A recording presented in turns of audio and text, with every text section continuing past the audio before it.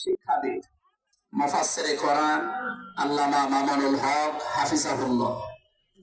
গতকাল আলোচনা রেখেছেন শ্রদ্ধাভাজন বড় ভাই মুফাসসিরে কোরআন আব্দুল হাই মোহাম্মদ সাইফুল্লাহ। আতাল্লাহু উমরাহু ওয়া বারাকাল্লাহু ফি হায়াতি। সকলে বলেন আমিন। আমিন।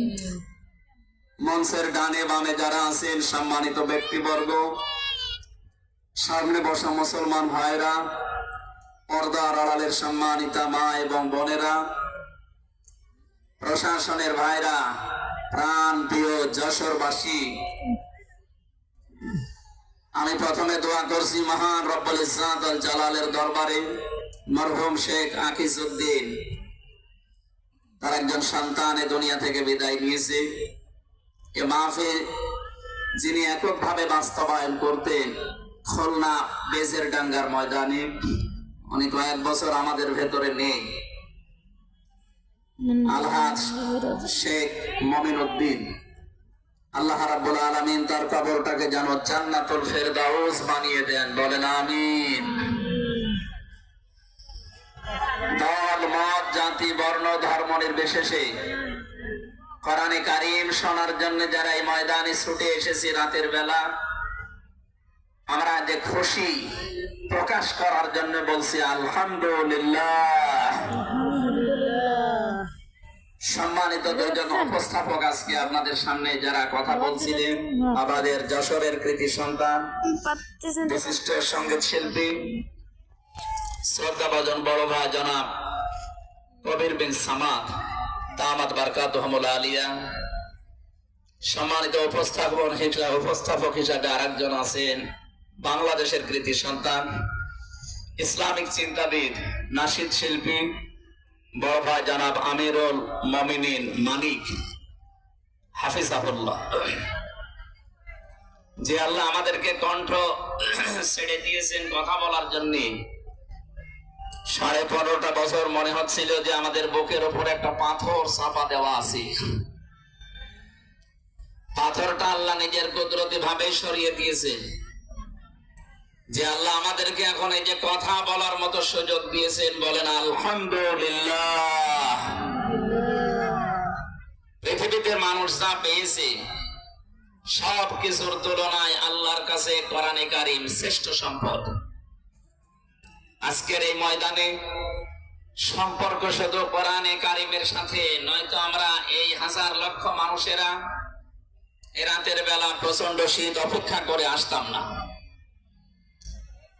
শুধুমাত্র শেখ মহিউদ্দিন সাহেব ডাক দিলে আমরা আসতাম, বিষয়টা এমন না। এখানে সম্পর্ক এই সৌন্দর্যের সাথে কোরআনের। এজন্য যারা স্বেচ্ছাসেবকের দায়িত্বে আছেন আমি তাদেরকে ওয়েলকাম জানাচ্ছি, ধন্যবাদ জানাচ্ছি। তাদের এই কষ্ট, তাদের এই শ্রম আল্লাহ রাব্বুল আলামিন যেন জান্নাতে যাওয়ার পাতিহ বানিয়ে দেন, বলেন আমিন। কোরআনে কারীমে রাব্বুল আলামিন বলেন কুল বিফাদলিল্লাহি ওয়া বিরহমাতিহি ফাবিযালিকা ফালিয়াফরাহু হুয়া খায়রুম মিম্মা ইয়াজমাউন, বলেন আল্লাহু আকবার। আল্লাহ পাক বলেন নবী আপনি বলুন তাম পৃথিবী চাপে আনন্দে আছে, যা গেইন করে, যা অ্যাচিভ করে, যা অর্জন করে, আমি আল্লাহর কাছে কোরআনে কারীম শ্রেষ্ঠ সম্পদ। সুতরাং কোরআন যারা পেয়েছে তারা যেন আনন্দ করে।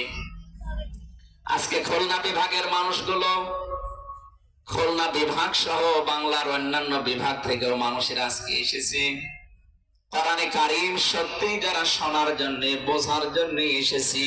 এটা পুরা এখন ইবাদত চলছে। আমরা খুশি দুনিয়ার সব কিছুর তুলনায় আজকে, বলেন আলহামদুলিল্লাহ। প্রাণ প্রিয় শ্রোতা মণ্ডলী, কোরআনের শ্রোতা যারা আমরা এখানে বসে আছি, এর আগে যারা দুনিয়ায় কোরআনে কারীম শুনেছে, কিয়ামত পর্যন্ত যারা শুনবে, কোরআনে কারীম এই শ্রোতাকে 3 ভাগে বিভক্ত করে দিয়েছে। এখানে ওই 3 প্রকার মানুষ আছে, কিয়ামত পর্যন্ত তারা থাকবে। প্রথম নাম্বার এই কোরআনে কারিম শোনার পরে যারা বাধা দিয়েছিল এই দুনিয়ায়, আল্লাহর কোরআন তাদেরকে ঘোষণা দিয়েছে তারা কাফির। এই বাংলাদেশে আমরা এই 54 বছরের নামধারী মুসলমান, কিন্তু অনেক কাফের আচরণ দেখতে পেয়েছি।